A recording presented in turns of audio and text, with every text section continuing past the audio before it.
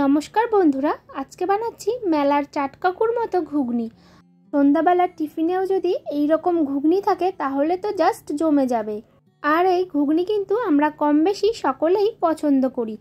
দোকানের মতো টেস্টি আর চটপটা ঘুগনি তোমরা বাড়িতে কিভাবে বানিয়ে ফেলতে পারবে আজকে তোমাদের সাথে সেটাই শেয়ার করব। তো চলো রেসিপিটি দেখে নাও। ঘুগনি বানানোর জন্য প্রথমেই দেখো আমি এখানে 250 গ্রাম মতো মটর নিয়েছি। মটরটা আমি 7 থেকে 8 ঘন্টার জন্য ভিজিয়ে রেখেছিলাম। 7 থেকে 8 ঘন্টা পর মটরগুলো যখন খুব ভালো করে ভিজে গেছে আর মটরগুলো ফুলে উঠেছে তখন মটরগুলো ভালো করে জল ঝরিয়ে রেখেছি। এরপর লাগছে আমাদের আলু। তার জন্য আমি এখানে একটা বড় সাইজের আলু নিয়েছি। আলুটা আমি বেশ ডুমো ডুমো করে একটু কেটে নিয়েছি। লাগছে পেঁয়াজ কুচি। তার জন্য একটা বড় সাইজের পেঁয়াজ আর একটা মিডিয়াম সাইজের পেঁয়াজ নিয়েছি। আর পেঁয়াজটা আমি বেশ ভালো করে একটু কুচিয়ে রেখেছি। লাগছে 1 থেকে 1.5 টেবিল চামচ মতো আদা রসুন বাটা। লাগছে একটা বড় সাইজের টমেটো কুচি। নিয়েছি বেশ কিছুটা পরিমাণ ধনেপাতা কুচি। 3 থেকে 4টে কাঁচা লঙ্কা কুচি। এরপর লাগছে শসা কুচি। তার জন্য আমি এখানে একটা শসা নিয়েছি কিছুটা পরিমাণ তেঁতুল গোলা জল। এরপর লাগছে ঝুরি ভাজা। আর রান্নার জন্য আমি এখানে পরিমাণ মতো সরষের তেল নিয়েছি। ঘুগনি বানানোর জন্য কিছু গুঁড়ো মশলা লাগবে। তার জন্য নিয়েছি 1 চামচ জিরে গুঁড়ো, 1 চামচ লাল লঙ্কা গুঁড়ো, 1 চামচ কাশ্মীরি লঙ্কা গুঁড়ো, 1 চামচ ধনে গুঁড়ো, 2 চামচ হলুদ গুঁড়ো আর নিয়েছি কিছুটা পরিমাণ ভাজা মশলা। এরপর নিয়েছি পরিমাণ মতো নুন, নিয়েছি কিছুটা পরিমাণ বিট লবণ আর নিয়েছি 1 চামচ গরম মশলা গুঁড়ো। কিছু গোটা গরম মশলা নিয়েছি। তার মধ্যে নিয়েছি 2টো এলাচ, 2টো দারচিনি, 2টো লবঙ্গ, 2টো শুকনো লঙ্কা আর কিছুটা পরিমাণ গোটা জিরে। এরপর দেখো মটরটা সিদ্ধ করে নেব। তার জন্য প্রথমেই একটা প্রেসার কুকার নিয়েছি। তাতে দিয়ে দেব ভিজিয়ে রাখা মটর। এরপর দিয়ে দেব ডুমো ডুমো করে কেটে রাখা আলু। আলুটা দিয়ে দেওয়ার পর দিয়ে দেব পরিমাণ মতো জল।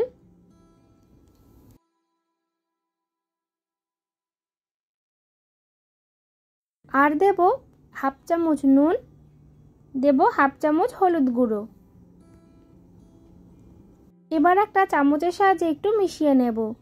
নিয়ে এবার প্রেসার কুকারের ঢাকনাটা আটকে দেব। এবার আমি এটা 3 থেকে 4টা সিটি দিয়ে নেব। 3টে সিটি দিয়ে একবার চেক করে নেবে। যদি দেখো মটরটা পারফেক্টভাবে সিদ্ধ হয়ে গেছে তাহলে আর সিটি দেওয়ার দরকার নেই। যদি তোমাদের মনে হয় যে আরেকটু সিদ্ধ হবে তাহলে কিন্তু 4 নাম্বার সিটিটা দেবে। অনেক সময় কিন্তু 3টে সিটি দেওয়ার পরেই পারফেক্টভাবে মটর সিদ্ধ হয়ে যায়। তো দেখো আমার কিন্তু 3টে সিটি দেওয়ার পরেই মটর আর আলু পারফেক্টভাবে সিদ্ধ হয়ে গেছে। আমি তোমাদের একটা মটর নিয়ে দেখাচ্ছি। তো দেখো আমার কতটা পারফেক্টভাবে মটরগুলো কিন্তু সিদ্ধ হয়ে গেছে। এবার চলে যাব নেক্সট স্টেপে।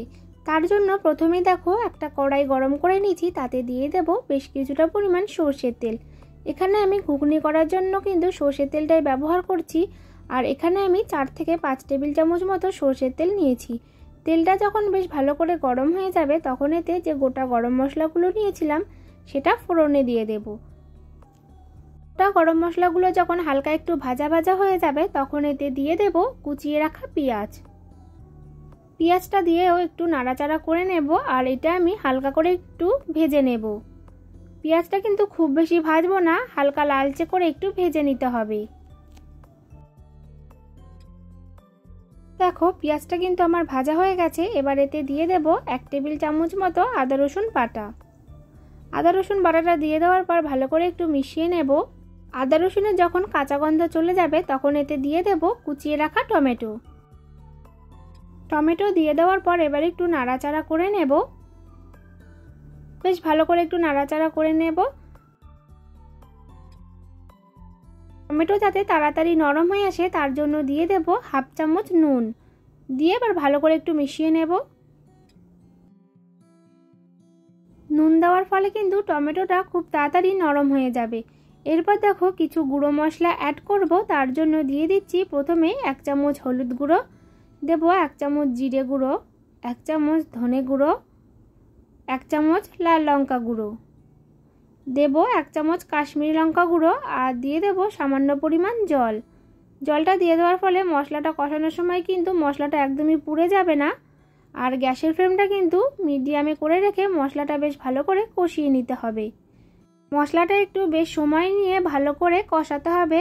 যত বেশি মশলাটা ভালো করে কষাবে ঘুগনির টেস্টও কিন্তু তত ভালো হবে। তো মশলাটা আমার বেশ ভালো করে কষানো হয়ে গেছে, আর মশলা থেকে যখন তেল ছেড়ে এসছে তখন সিদ্ধ করে রাখা মটর আর আলুটা দিয়ে দেব। এবার মশলার সাথে বেশ ভালো করে মিশিয়ে নেব। এই সময় গ্যাসের ফ্লেমটা মিডিয়াম টু হাইতে করে রাখবো।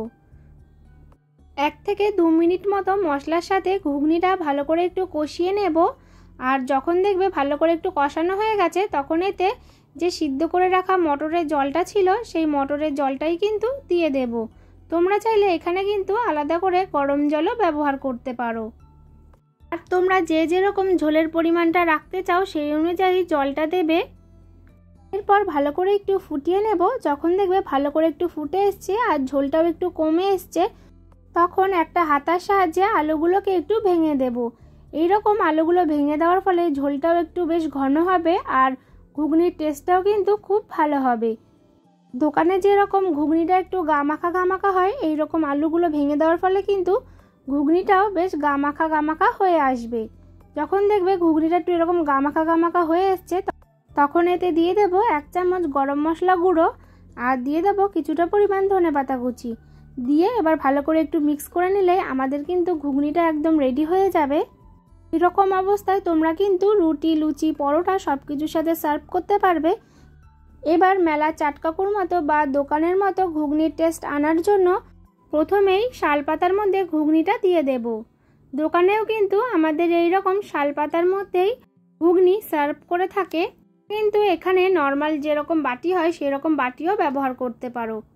এরপর দেখো উপর থেকে দিয়ে দেব কিছুটা পরিমাণ বিট লবণ, দেব অল্প ভাজা মশলা। এখানে আমি ভাজা মশলা বানানোর জন্য গোটা জিরে, গোটা ধনে আর শুকনো লঙ্কা শুকনো খোলায় হালকা ড্রাই রোস্ট করে গুঁড়ো করে নিয়েছি। এরপর দেখো উপর থেকে দিয়ে দিচ্ছি পেঁয়াজ কুচি, দিয়ে দেব উপর থেকে শসা কুচি, এরপর দিয়ে দেব অল্প করে তেঁতুল গোলা জল।